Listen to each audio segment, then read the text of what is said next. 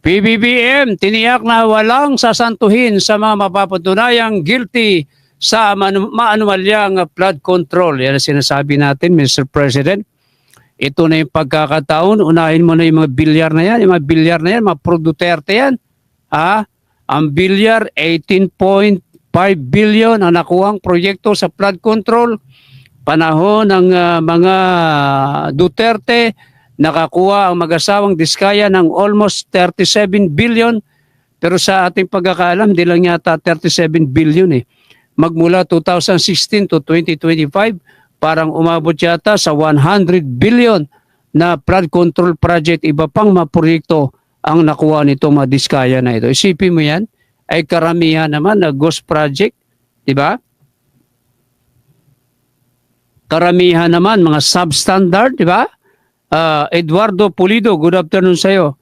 Kaya nga sayang ang pera ng bayan.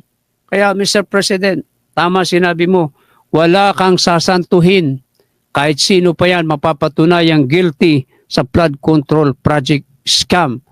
Isama mo na yung 17 na congressman na pinangalanat ni Carlo Diskaya, marami-rami yan. Isama mo na yan. Huwag mo na intindihin niya sila. Total, last term mo na, may 3 taon ka pa. Patunayan mo sa taong bayan na wala kang sisinuhin, ipakulong mo lahat ang mga congressman na nakinabang sa flood control project scam, ang mga senador na nakinabang lahat, ipakulong mo. Hawak mo ang batas. No? Bagamat alam namin na mabait ka, malayong-malayo ka kay Duterte na talagang illegal yung pagpapatupad ng batas, sa'yo na sa tama, pero ipakulong mo sila lahat, Mr. President. Sika Mario Batigas, umahagupit. Batigas Files. Eto, panoorin na natin ang balitang ito. Pa ng investigasyon, dumarami ang nakakalagkad sa flood control scandal. Pero hindi nagbabago ang posisyon ni PBBM, no sacred cow sa ilalim ng kanyang administrasyon. Narito ang agenda report ni Ivy Reyes.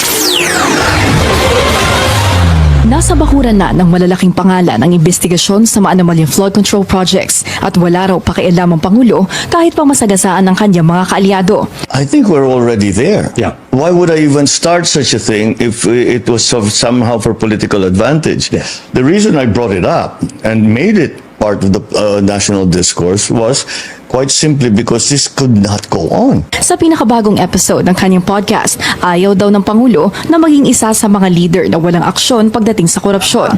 Ayon kay PBBM, hindi rason ang limitadong termino para hindi panagutin ang mga salarin sa malawakang anomalya ng budget insertions. Hindi rin daw sapat ang pagbibitiw nila sa pwesto. There is a great deal of damage that has been caused. Not only financial damage or economic damage, but actual damage to people's lives.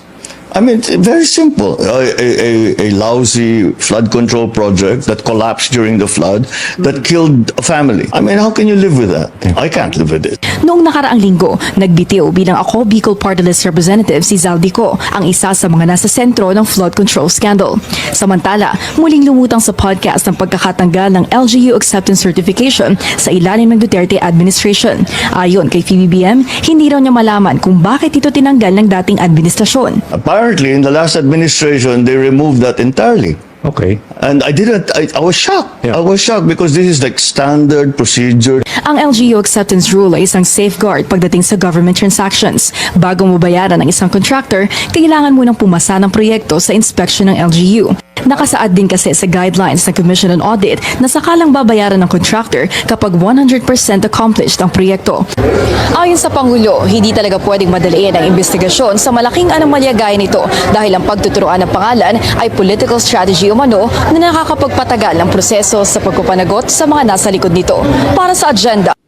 Ayan mga kababayan, malinaw ang sinasabi ng ating Pangulo na dapat ang DILG, ang local government, hindi dapat inaalis yan sa pagribisa sa mga kaso sa mga proyekto ng flood control na yan. Kung kaya't dapat ngayon matuto na tayo bayan na kapag may mga proyektong flood control, dapat bago bayaran yan, ay dadaan sa LGUs. Ang problema natin, Mr. President, mismong mga tauhan, mga opisyal ng DPWH, sila mismo ang gumagawa ng billing para makasingil ng maaga ang mga kontraktor kapalit ng kanilang mga SOP, ng kanilang mga kickback, Mr. President. Matagal na nangyayari yan. Panahon pa ng ibang presidente. Hindi man lang nila nasawata yung ganyang kalakaran na nabalita na natin nung araw yan na ang naniningil mismo ang mga taga-DPWH. Sobrang garapala na yan, Mr. President. Aksyonan mo at litisin mo silang lahat. Sika Mario Batigas, umahagupit. Batigas Files.